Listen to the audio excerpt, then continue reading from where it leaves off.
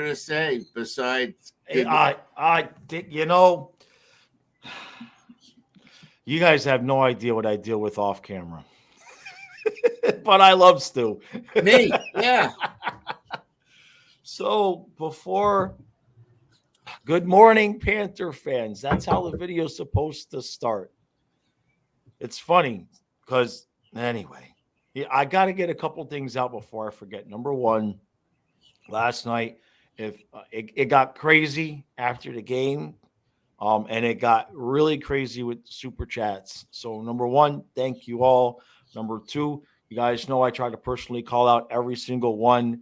I'm sure I missed because it just got absolutely crazy last night. So I just wanted to take an extra second, say genuinely, seriously appreciate the OnlyFans level of support that we received last night was crazy. So thank you. Second thing is, I had originally said that Colin and I were going to stream the Rangers Devils to game. But I woke up this morning when I looked at the schedule for game one, it said tomorrow. And I might have let out some blood curdling curses in my front yard at 7 a.m. So I am taking tonight off along with Kyle because I'm guaranteeing he will mutiny and I will die if I don't get a night. So Rangers and Devils fans, you're free to cheat on the channel tomorrow night or tonight because the game's tomorrow. So we're gonna make it up to everybody. Oh yeah, go ahead. We got surprise guests coming on. We got surprise guests. Yes, we do. Okay, so let's just go to the game. It was a game. So we're sitting there and we did the same effing thing again where we take the lead into the third period and then 5 minutes go by and we're losing. And I just sitting there and I'm saying it, but I'm not saying it I'm saying it to convince myself. I'm like, okay, this is just like the other night. This is the same thing. It's the same script. Let's just do this again. And that clock, man, 11 minutes, 10 minutes, 9 minutes, and it's just winding down. And the chat is getting antsy, bro. The chat was getting antsy. And then with a minute left, Brandon Montour, dude, the dude, we're just going to call him the dude because he's the dude disguised as another dude, scoring like all of the dudes. And then I don't even know what happened. I don't even know how that happened.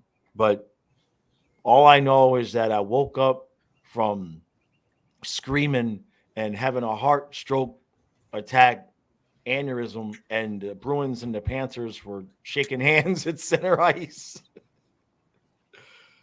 So how was your night, Stu? Good. I thought I had a lot of text messages. I had about 30 of them coming in from friends of mine that I haven't spoken to in a while, family, of course. And then I actually got one from Randy. I don't know when he had the time to text me, but he texted me. Very cool. And Randy wrote to me, which was pretty cool. Boy. He said here's what he wrote at 10:24. So I don't know how long after we won. What do you think of your kitty cats now, Boca? Right. So I was telling him about the stream and stuff, and he's telling me that Goldie and Katie are going to Toronto, and that he's actually not going to be going with them because he's going to be handling the in studio. Stuff for Bally's. Okay. And that, but the good thing is we're going to have Randy on the show. We'll work just figuring out the time.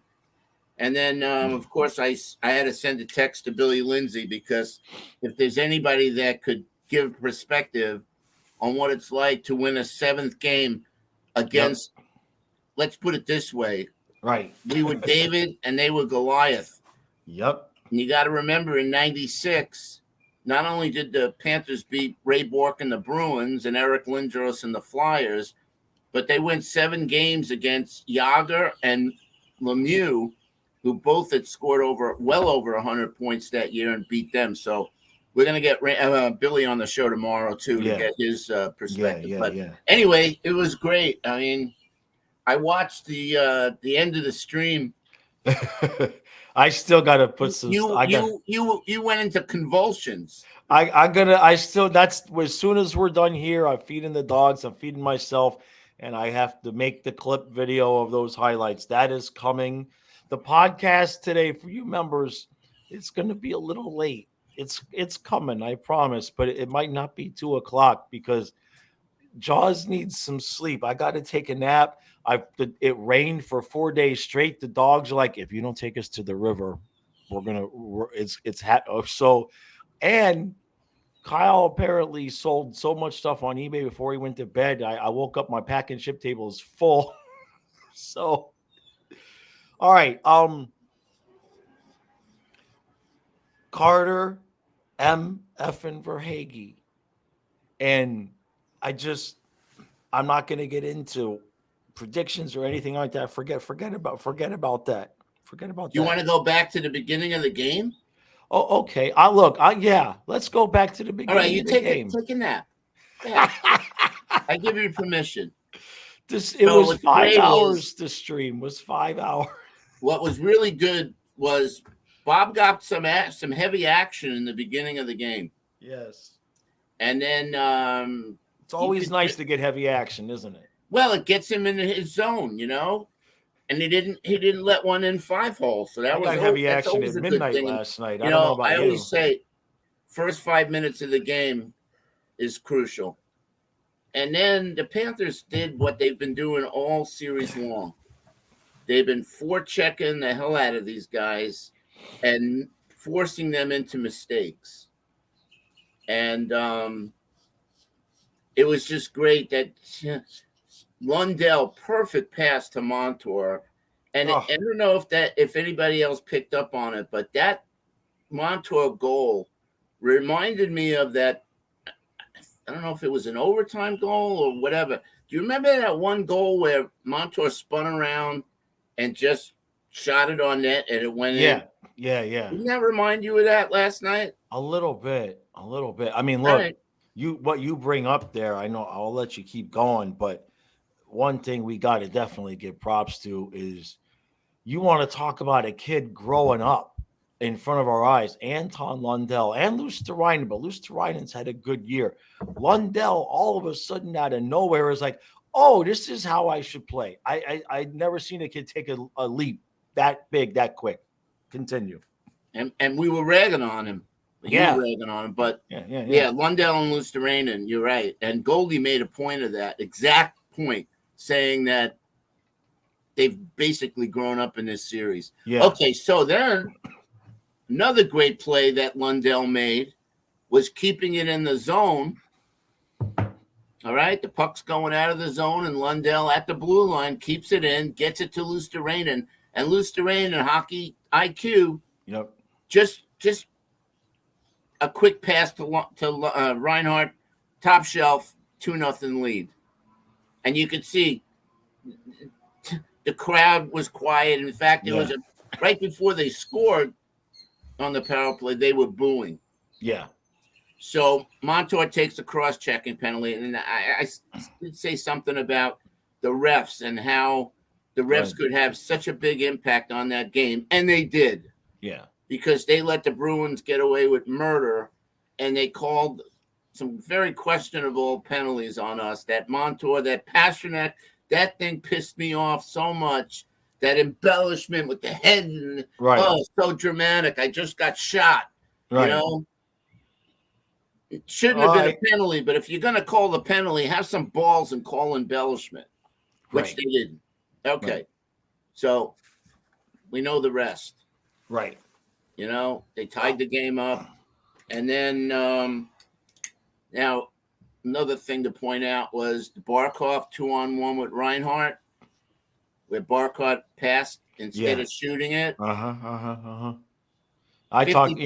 50 50-50, it goes in. But, Barkov has that no-look shot. He's done it before. He should have shot it. Okay, he didn't. Well, yeah, especially considering what Nick Cousins did the other night. That's what you do. You shoot and let the trailer take the rebound, but you take and that's exactly what Carlo did on the Pasternak goal. Yes, exactly. So now we're down 3. Okay. Now we're down 3-2. And now we're starting to. And you're right. The clock 10 minutes. I remember 5:54. Yeah, 5 minutes left. Kyle's like, "When are we going to pull the goalie?" Yeah, and I wanted to say was "fuck yeah," but what I said was, "I don't want to pull the goalie." Yeah, I was getting worried at that point because the Bruins were in total shutdown mode. Yes, and it was working. Yeah. So I don't even know how the play developed. I mean, obviously, I know how the play developed. Watching it, 3 and 4 and 10 times, but man, we got to look, and we did have puck luck in this series. I will say that puck seemed to go our way. It seemed to be like destiny that we were going to beat these guys, because if you look at the winning goal, it went off McAvoy in like the real small space between Swayman's pad and the post. Right. And man, that was sweet. What did you think when we tied it up and the siren went off for regulation? Didn't you feel like we were going to win the game? Well, look, all series long, with the exception of after Game 4, the thing that I have consistently been reminding, I've been reminding everybody about it, but mainly I've been trying to just remind myself so that I would stay alive. I just kept saying it. I said Carter Verhaeghe Game 7 overtime. I said Carter. So when we got to overtime, I was like, "Oh, okay, all right, we've come this far. I'm not going to doubt it now." You know what I mean? We're at overtime, Game 7 now. I did say triple overtime, so I was a little bit concerned there. So, I mean, I was relaxed. I was way more relaxed for overtime than I was for the end of that third period. I'll tell you that. You know what I mean? Because losing in Game 7 that wasn't what I said. I said winning in overtime. God damn it!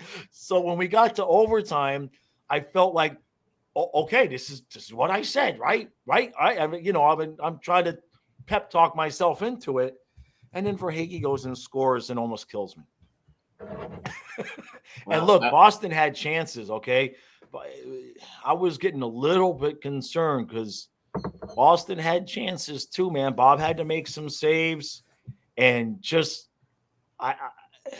the heartbreak of getting that far against that team. And if the puck goes in the net, even on the easy saves, I was like, okay, he made the save, Well, we got lucky on one, and I believe it was a Pasternak shot that hit Bob's it hit his stick. Shaft, the top shaft of his stick, right it's underneath like you said, the puck knob. luck. Puck luck. So, but even though, and I'll say it again, even though he didn't score, everything goes through Tkachuk. Yeah. And he made the play. Watch the replay over and over again, guys. The play he made behind the net to, keep it going.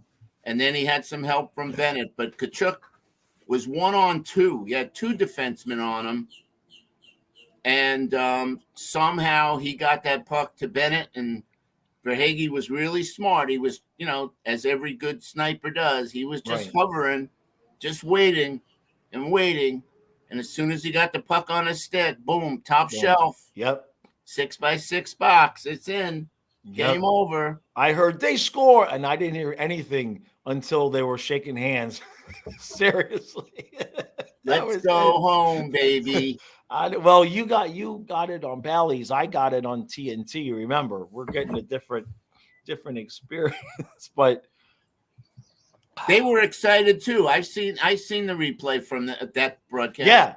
Yeah. I have a lot of things to watch. I have a lot of text.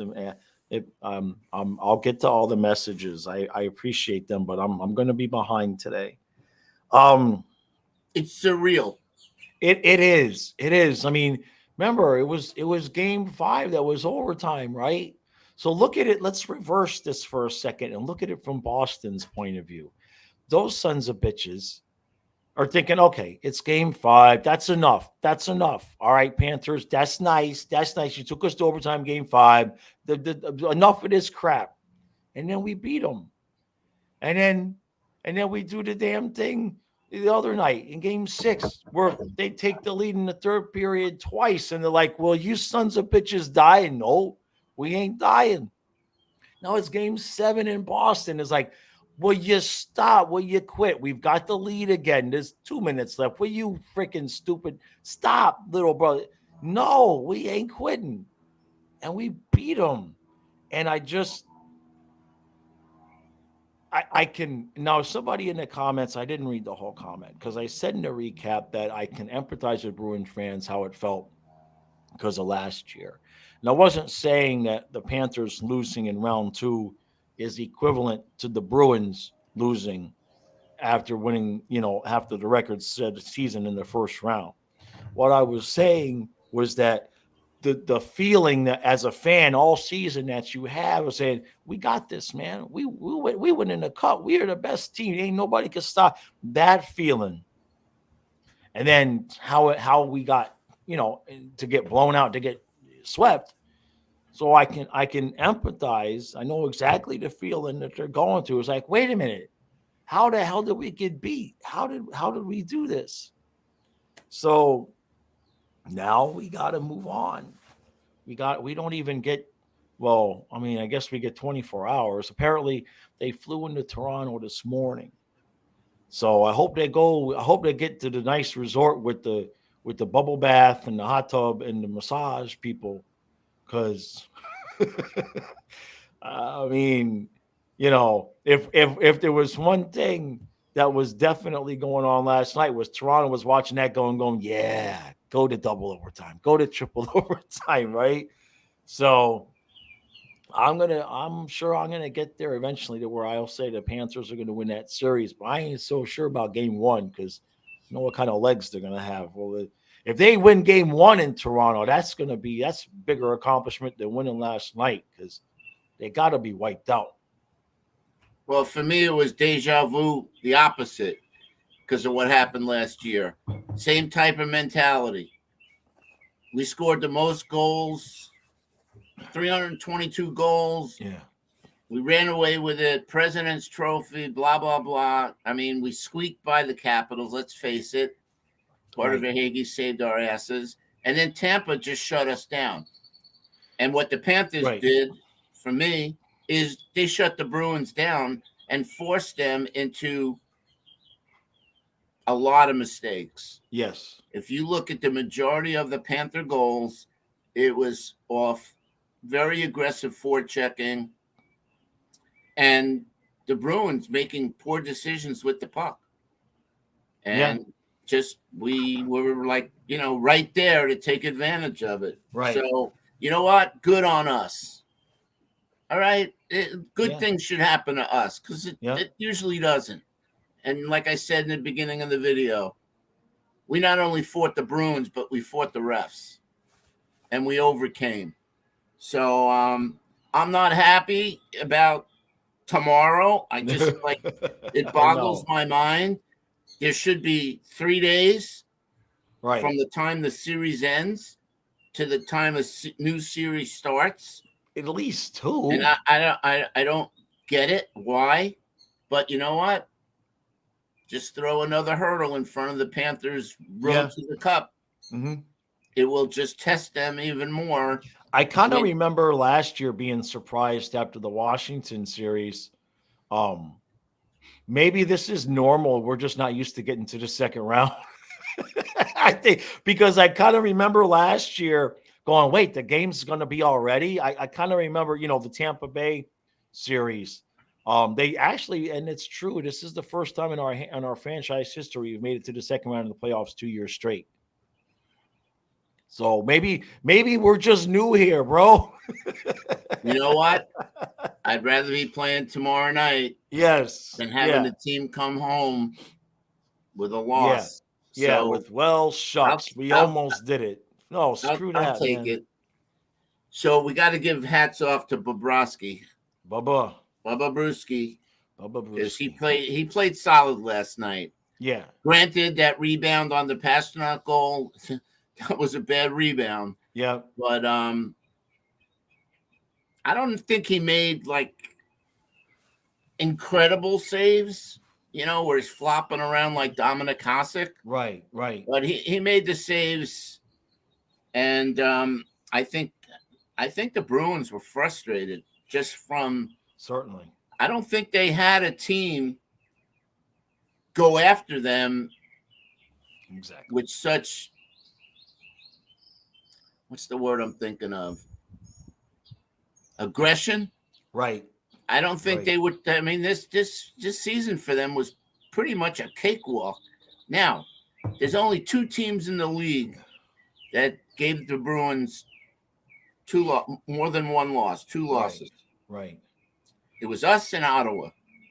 And I think those 2 games that we won against them said to us, right, we can beat these guys. Yeah. Absolutely.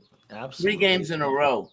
I know. I remember it took us like almost a whole year to finally win 3 games in a row.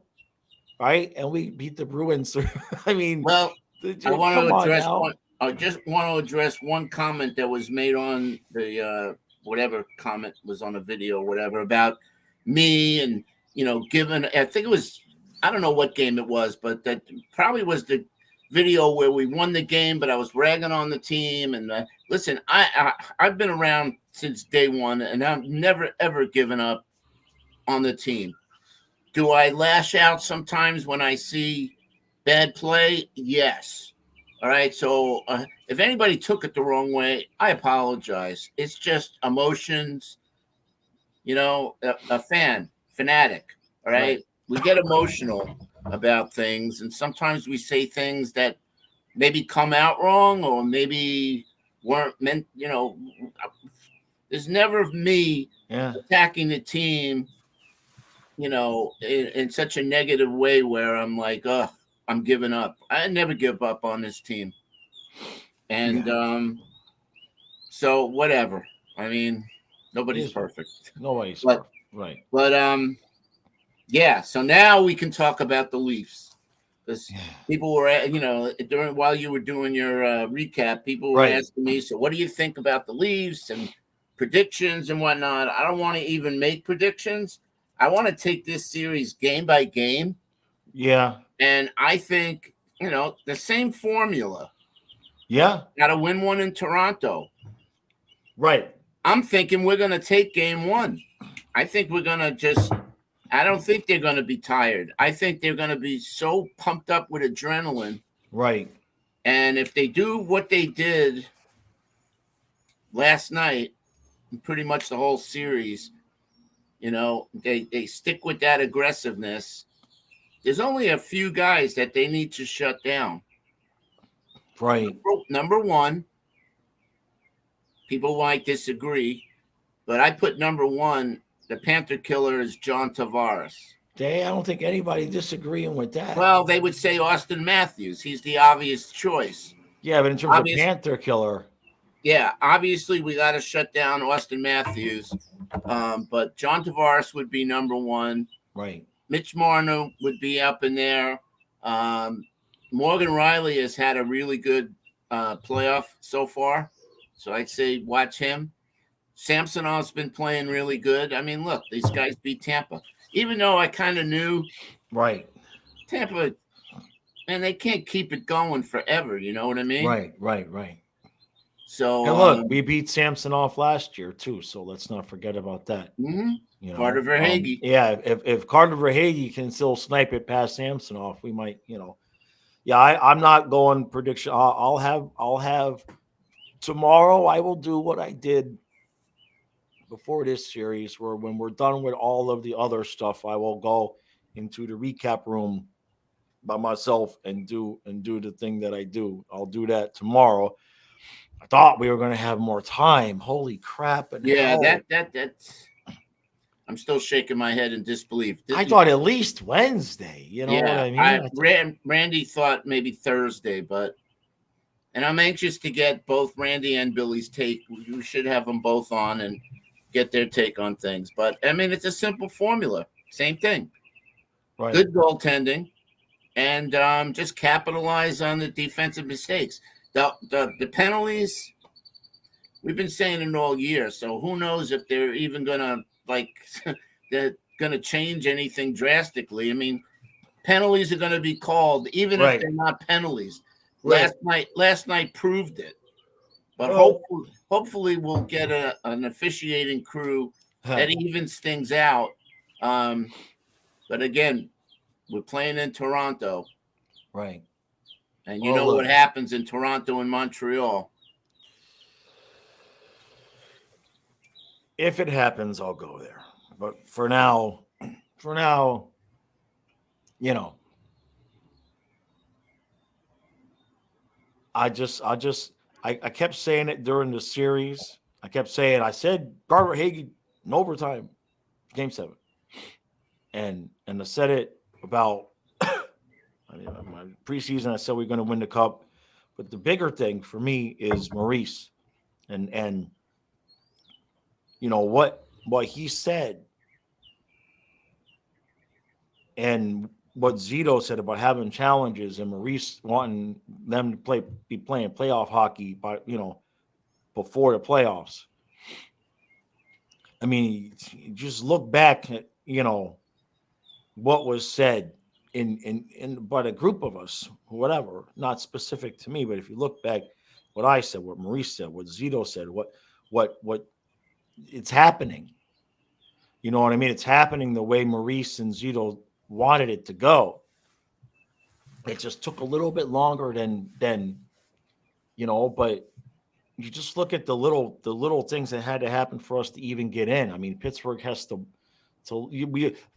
for 2 months we were looking at those last 2 games of Pittsburgh going, we better have a lead by then because they ain't never going to lose those games, and then they go and lose both. I mean, the Blackhawks and Jackets, right?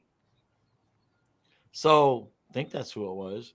So there's a lot has just gone on over the year. And,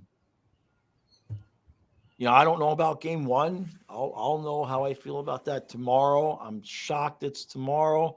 I don't know if it's only 1 extra day rest that Toronto has. So, but here comes the Monday morning garbage truck. Yeah. Let me just make a big point because when we got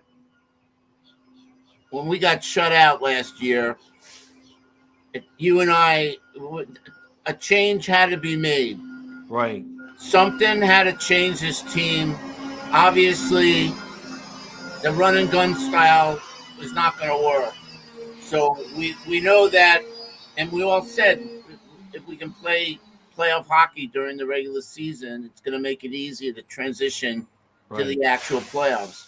But here's the change that changed the team. Number 19. 19. Yep. Getting a guy, and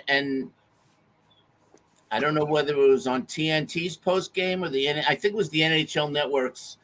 Steve Conroy was making a point that we went out and got a guy that the team could just get on his back. Like, we've never had a player like Matthew Tkachuk. Let's face it. No. I mean, Pavel Bure was a superstar or whatever, but, he was one-dimensional. He was a goal scorer. We've never had a guy that can do it all. Right. Get underneath the other player's skin. Be in front and take abuse and get rebound goals. Hockey IQ off the chart, where his passes are just incredible. And I put him up there with Gretzky and, the other great players that have that vision of, what's going to happen before it happens. Right. Matthew Tkachuk is turning this team around. I mean, we said Barkov, Huberdeau, they disappeared in all these playoff series. They were great in the regular season. Well, we got a guy now that just, again, not wearing the C, but he's the leader. And as far as the leader, the captain, we now know that he was sick the first 2-3 games. Right. Barkov played pretty good the last few games. Yes. And last night we were losing 60-40 faceoffs. But if you look down the stretch at the end of the game, we were winning critical faceoffs. Right. Especially in the offensive zone. And I think, we'll look back on the winning goal, on the tying goal. We won a crucial faceoff. Right. To set that up. All right. That's all I got. That's it. I got so much I got to do. And this is I'm going to follow. I got to eat. All right. Well, pace yourself. I got to eat. Things are coming hot and heavy. Yeah, I know. I was not happy when I saw the words tomorrow, but it is. So we'll be like the team, and we'll just gut up and suck it up and move on and be ready and go. Listen, everybody, if you haven't subscribed to the channel, hit subscribe. But more importantly, turn your notification light on there because, like I said, I've set up some cool stuff for tomorrow. Yep. Tomorrow we might we should have Billy on for sure. I have to confirm with Randy, but it'd be nice. Maybe we'll get both of them on before game one. Right. So hit your notification button, and thanks for the support. And all right, guys, let's just continue this road, man. Yep. Let's just let Nostradamus's bold prediction come true. It's funny because I see all these people talking about how Boston's out. No, everybody's bracket is busted, and I'm like, not mine, not my Cocoa Puff bracket. No, my finals bracket's still alive. I got my finals bracket was Vegas and Panthers. Yeah. By the way, nobody's. Seattle beat Colorado last night. I know. Colorado's out. The champs are out. They had issues though. I mean, geez, they were going to start taking people from the stands to play soon. I mean, they were depleted. All right, guys. So you know what? Could be Vegas and the Panthers. Yeah. It's not all the teams. All the teams that are left have an equal chance now. There's no monster. It's going to be balls to the wall craziness. So, all right, everybody. I will see you later on with the podcast. And good night. Good morning and good night.